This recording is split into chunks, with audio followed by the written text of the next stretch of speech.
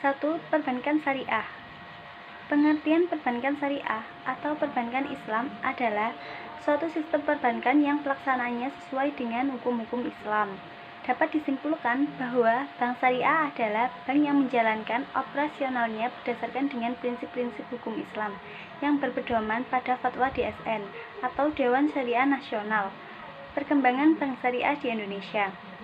Gagasan pendirian bank syariah muncul sejak tahun 1970-an, di mana gagasan ini dibicarakan di Seminar Nasional tentang Hubungan Indonesia sampai Timur Tengah pada bulan Oktober 1988. Hal ini merupakan salah satu faktor yang melatar belakangi pendirian bank syariah pertama di Indonesia, yakni Bank Muamalat Indonesia atau BMI. Prinsip-prinsip bank syariah. Yang pertama yaitu at-ta'awun atau saling tolong-menolong dan saling membantu dalam kebaikan. Yang kedua yaitu menghindari al-i'tinas atau uang menganggur dan tidak berputar. Yang ketiga yaitu tidak boleh ada unsur horor atau ketidakpastian. Yang keempat, tidak boleh ada unsur maisir atau judi dan tidak boleh ada unsur riba.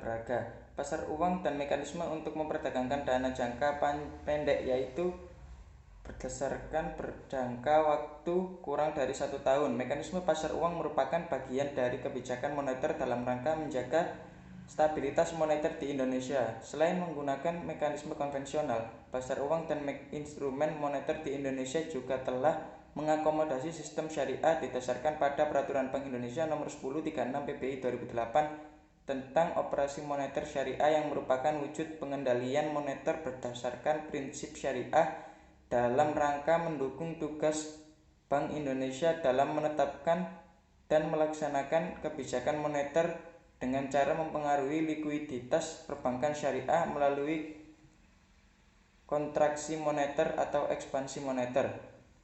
Pasar uang syariah merupakan mekanisme yang memungkinkan lembaga keuangan syariah untuk menggunakan instrumen pasar uang dengan mekanisme yang sesuai dengan prinsip-prinsip syariah, baik untuk mengatasi persoalan keuangan likuiditas maupun kelebihan likuiditas. DSN MUI telah merespon kebutuhan hukum terkait dengan pasar uang dan instrumen moneter yang sesuai dengan prinsip syariah di Indonesia dengan menerbitkan beberapa fatwa, yaitu fatwa-fatwa yang berkaitan dengan mekanisme dan instrumen pasar uang, antara lain Fatwa Nomor 36 tentang sertifikat wadiah Bank Indonesia, Nomor 37 tentang pasar uang antar bank berdasarkan prinsip syariah, Nomor 38 tentang sertifikat investasi mudharabah antar bank. Pihak-pihak yang terlibat di pasar uang adalah pihak yang membutuhkan dana, yaitu bank ataupun perusahaan non-bank yang membutuhkan dana yang harus dipenuhi untuk kepentingan tertentu, serta pihak yang menanamkan dana atau pihak yang membeli surat berharga, baik bank maupun perusahaan non-bank dengan tujuan investasi di pasar uang. Adapun pada surat berharga negara syariah, pada pihak yang terlibat adalah antara pelaku penerbit dan investor, ataupun pada surat berharga korporasi syariah, pihak yang terlibat adalah penerbit dan investor. Adapun pada surat berharga korporasi syariah, pihak yang terlibat adalah perusahaan dan penerbit sebagai investor. Pola hubungan akad serta mekanisme operasional pasar uang, instrumen moneter, dan surat berharga yang sesuai dengan syariat dapat dilihat pada sejumlah instrumen berikut. Yang pertama adalah Sertifikat Bank Indonesia Syariah.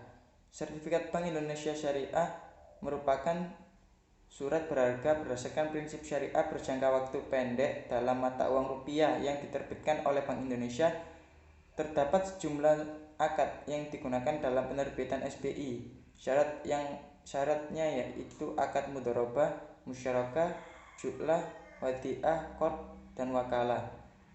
Instrumen SBI semula menggunakan sertifikat wadiah Bank Indonesia, belakangan bergeser dengan menggunakan alternatif akad lain.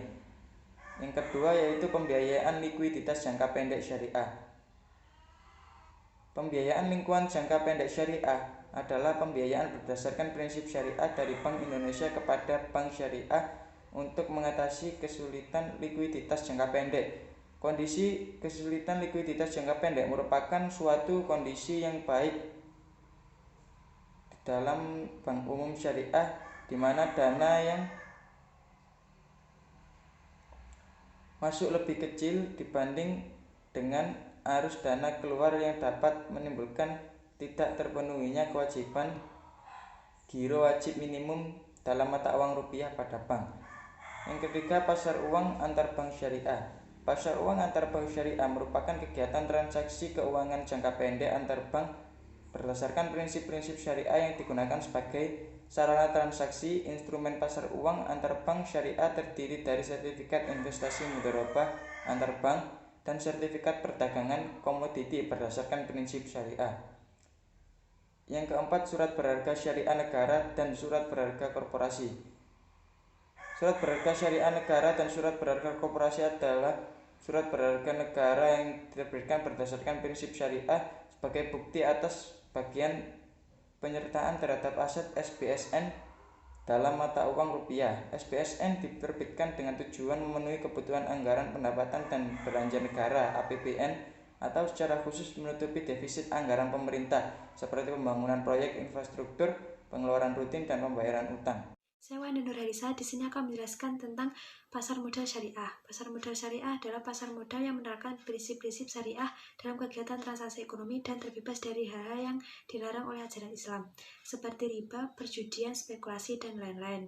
Sejarah pasar modal syariah di Indonesia dimulai dengan diterbitkannya Reksadana Syariah oleh PT Dana Reksa Investment Management yang meluncurkan Jakarta Islamic Index pada tanggal 3 Juli 2000 yang bertujuan untuk memandu investor yang ingin menginvestasikan dananya secara syariah. Perkembangan tersebut dimulai dari MOU antara Bapepam dan DSN MUI pada tanggal 14 Maret 2003. Ada beberapa kegiatan yang dilarang dalam pasar modal seperti najasyi, bai'il al-madum, insider trading, membuat informasi yang menyesatkan, margin trading, ikhtiar atau penimbunan, dan transaksi lainnya yang mengandung unsur-unsur di atas. Fungsi dari keberadaan pasar modal syariah adalah sebagai berikut. 1. Memungkinkan bagi masyarakat berpartisipasi dalam kegiatan bisnis dengan memperoleh bagian dari keuntungan dan risikonya. 2. Memungkinkan para pemegang saham menjual sahamnya guna mendapatkan likuiditas. 3. Memungkinkan perusahaan meningkatkan modal dari luar untuk membangun dan mengembangkan lini produksinya. 4. Memisahkan operasi kegiatan bisnis dari fluktuasi jangka pendek pada harga saham yang merupakan ciri umum pada pasar modal konvensional. 5. Memungkinkan investasi pada ekonomi itu ditentukan oleh kinerja kegiatan bisnis sebagaimana tercermin pada harga saham. Instrumen investasi pada pasar modal syariah adalah 1. Obligasi syariah, 2. Reksadana syariah, 3. Asuransi, dana pensiun, dan jaminan sosial kesehatan. Asuransi merupakan suatu perjanjian di mana penanggung mengikatkan diri kepada tertanggung dengan mendapat premi untuk mengganti kerugian atau tidak diperolehnya keuntungan diharapkan yang dapat diderita karena peristiwa yang tidak diketahui lebih dahulu. Secara umum terdapat dua akad utama pada asuransi syariah, yaitu akad tabarut dan muawadat tijari. B. Dana pensiun menurut UU Nomor 11 Tahun 1992 tentang dana pensiun adalah badan hukum yang mengelola dan menjalankan program yang menjanjikan manfaat pensiun.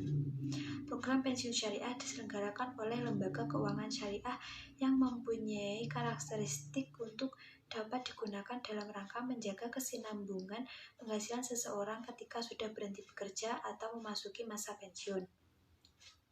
C. Pengertian dan dasar hukum jaminan sosial kesehatan. Pemerintah telah menerbitkan UU Nomor 40 Tahun 2004 tentang Sistem Jaminan Sosial Nasional atau SJSN dan UU Nomor 24 Tahun 2011 tentang Badan Penyelenggara Jaminan Sosial atau BPJS. BPJS masuk kategori asuransi kesehatan yang diterapkan berdasarkan prinsip asuransi sosial dan prinsip ekuitas. Prinsip asuransi sosial maksudnya adalah mekanisme pengumpulan dana bersifat wajib yang berasal dari iuran guna memberikan perlindungan atas risiko sosial ekonomi yang menimpa peserta atau anggota keluarganya. Iuran untuk orang miskin atau penerima iuran dibayar oleh pemerintah dari dana pajak yang dibayarkan kepada BPJS. Prinsip ekuitas yang dimaksud adalah tiap peserta yang wajib membayar iuran akan mendapat pelayanan sebanding dengan iuran yang dibayarkan. jaminan sosial kesehatan masyarakat yang sesuai dengan prinsip syariah telah pula diatur dalam Fatwa DSN MUI nomor 9. Saya Novita Putri Ramdhani, NIM 12405193091. Saya di sini akan menjelaskan tentang Pegadaian dan Lembaga Keuangan Mikro. Pegadaian atau pawnshop adalah salah satu bentuk lembaga keuangan, bukan bank, yang diperuntukkan bagi manusia luas berpenghasilan menengah ke bawah yang membutuhkan dana dalam waktu segera. Dana tersebut digunakan untuk membiayai kebutuhan tertentu, terutama yang sangat mendesak. Dengan demikian, lembaga pegadaian mempunyai peran penting terutama untuk memenuhi kebutuhan dana segar akibat adanya kebutuhan yang mendesak.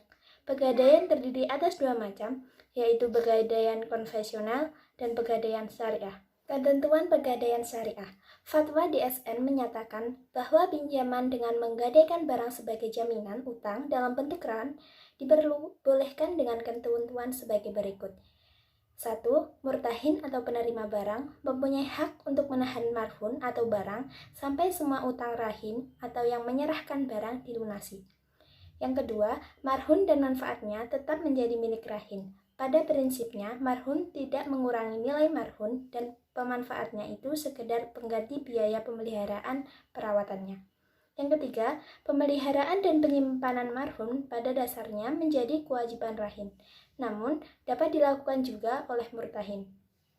Sedangkan biaya dan pemeliharaan penyimpanan tetap menjadi kewajiban rahin. Keempat, besar biaya administrasi dan penyimpanan marhun tidak boleh ditentukan berdasarkan jumlah pinjaman. Yang kelima, penjualan marhun. 1. Apabila jatuh tempo, murtahin harus memperingatkan rahin untuk segera melunasi utangnya. Yang kedua, apabila rahin tetap tidak melunasi utangnya, maka marhun dijual paksa atau dieksekusi. Yang ketiga, hasil penjualan marhun digunakan untuk melunasi utang biaya pemeliharaan dan penyimpanan yang belum dibayar serta biaya penjualan. Yang keempat, kelebihan hasil penjualan menjadi milik rahin dan kekurangannya menjadi kewajiban rahin. Landasan hukum pegadaian syariah. Yang pertama, Al-Quran. Dalam Al-Quran surat Al-Baqarah ayat 282 sampai 283 dan Al-Quran surat An-Nisa ayat 29. Yang kedua, hadis Rasulullah SAW bersabda, sesungguhnya Rasulullah SAW pernah membeli makanan seorang Yahudi dan Nabi menggadaikan sebuah baju besi kepadanya. Hadis riwayat Bukhari dan Muslim. Yang ketiga, ijtihad ulama. Merujuk kepada Al-Quran dan hadis tersebut, dapat dipahami bahwa transaksi atau perjanjian gadai dibenarkan dalam Islam. Bahkan Rasulullah SAW pernah melakukannya.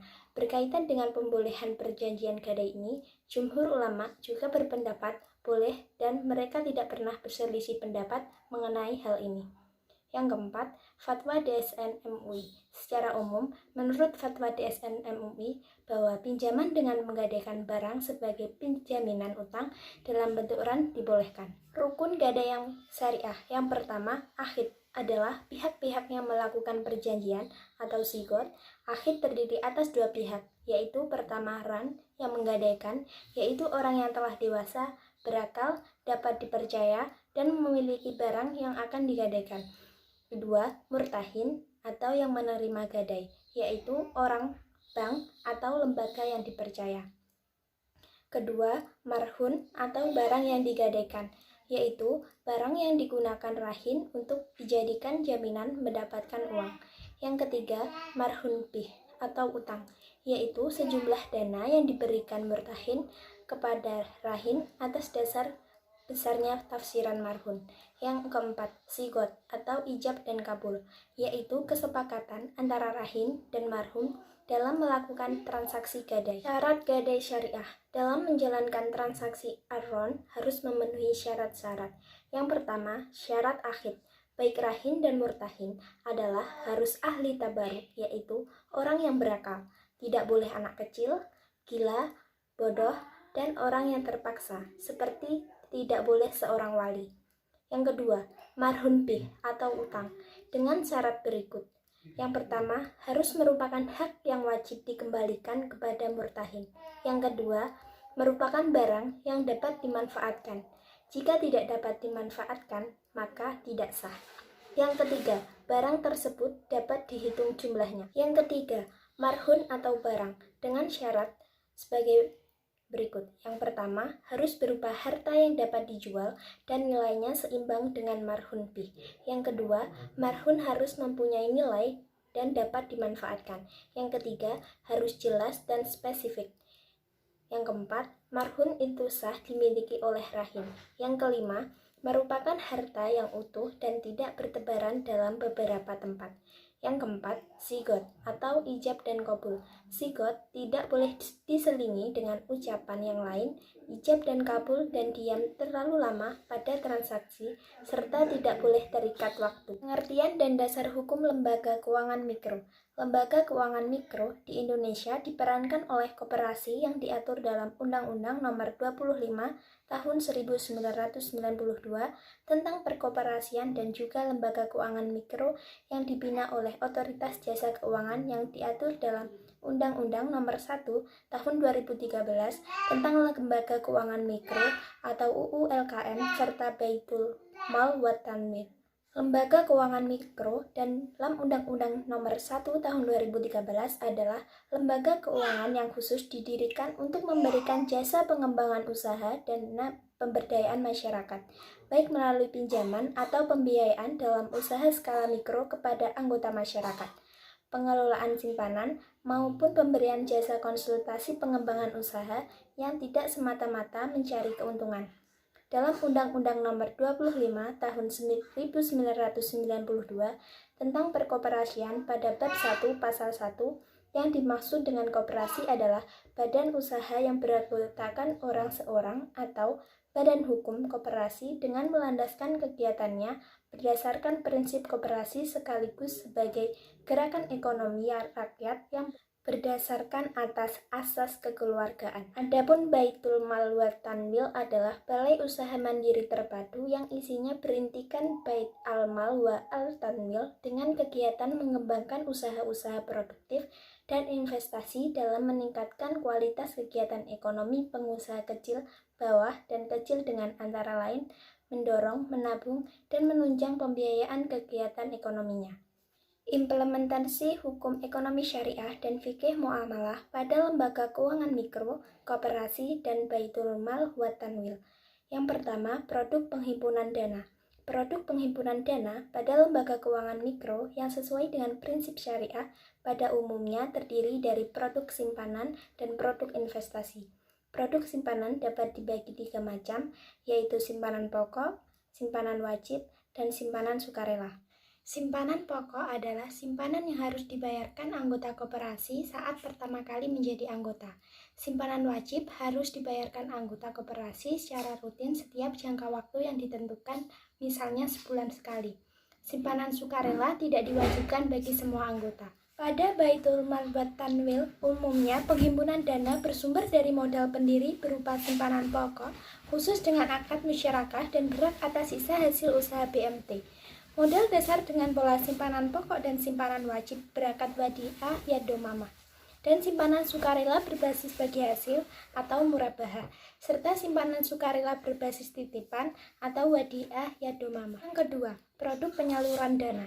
Sebagai lembaga keuangan, baik lembaga keuangan mikro syariah, Baitul Mal wa Tanwil, maupun koperasi syariah, semua menawarkan produk penyaluran dana. Pada umumnya, produk penyaluran dana dapat dikelompokkan pada sejumlah kategori, yaitu pertama, produk penyaluran dana berbasis jual beli, yang kedua, produk penyaluran dana berbasis bagi hasil, yang ketiga, produk penyaluran dana berbasis sewa, yang keempat, produk penyaluran dana berbasis pinjaman. 6. Lembaga pembiayaan dan modal ventura. Pengertian lembaga pembiayaan. Lembaga pembiayaan yaitu badan usaha yang melakukan kegiatan pembiayaan dalam bentuk penyediaan modal ataupun dana. Pengertian modal ventura.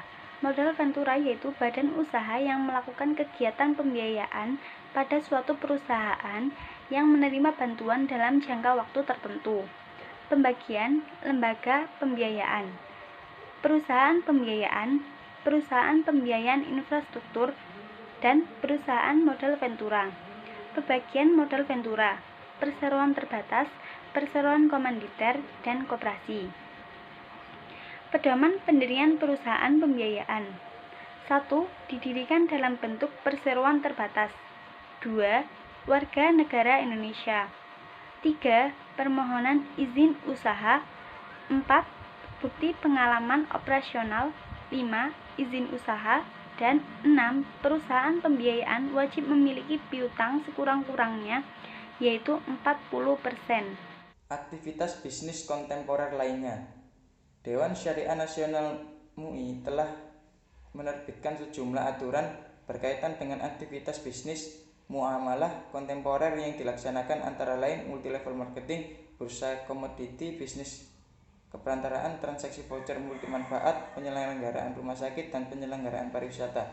Implementasi hukum ekonomi syariah dan fikih muamalah dalam berbagai aktivitas muamalah kontemporer lainnya dapat ditelaah berdasarkan pola hubungan akad yang terjalin antara pihak serta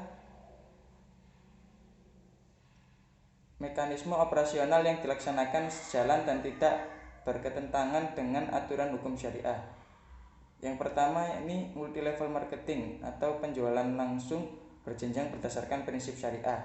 Pola hubungan akad.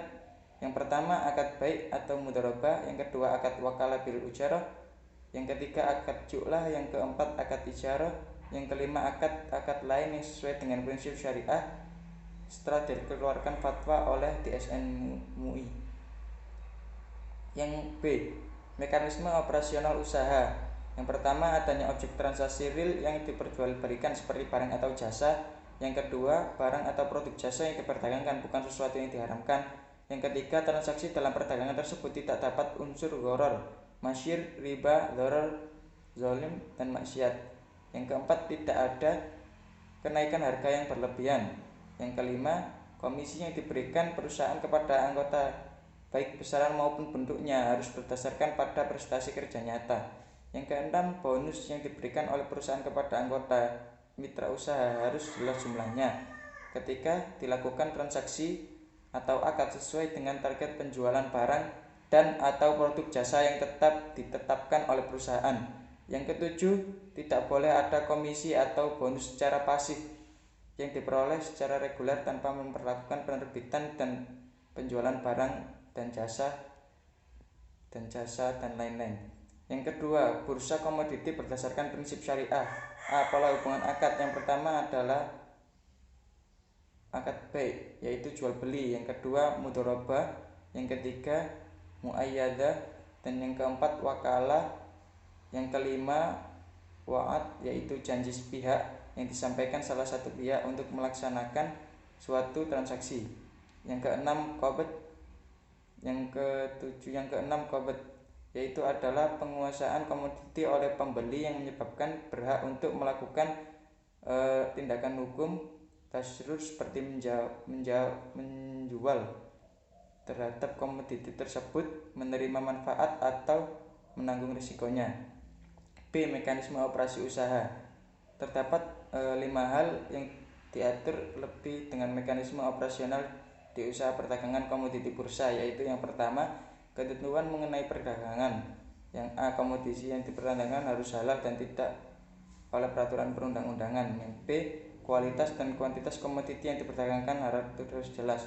Yang C. Komoditi yang diperdagangkan harus ada. Yang D. Harga komoditi yang diperdagangkan harus jelas dan tidak disepakati pada saat akad. Dan yang E. Akad dilakukan melalui penawaran dan penerimaan yang disepakati para pihak. Yang F. Penjualan harus memiliki komoditi atau menjadi wakil pihak lain. G. Penjual wajib menyertakan komoditi yang dijual kepada pembeli dengan tata cara dan waktu sesuai kesepakatan. Yang H. Pembeli wajib membayar komoditi yang dibeli kepada penjual tata cara dan waktu berdasarkan kesepakatan. Ini pembeli boleh menjual komoditi tersebut kepada selain penjual sebelum atau pertama hanya setelah terjadi qabd hakiki atau qabd hukumi atas hukum komoditi yang dibeli.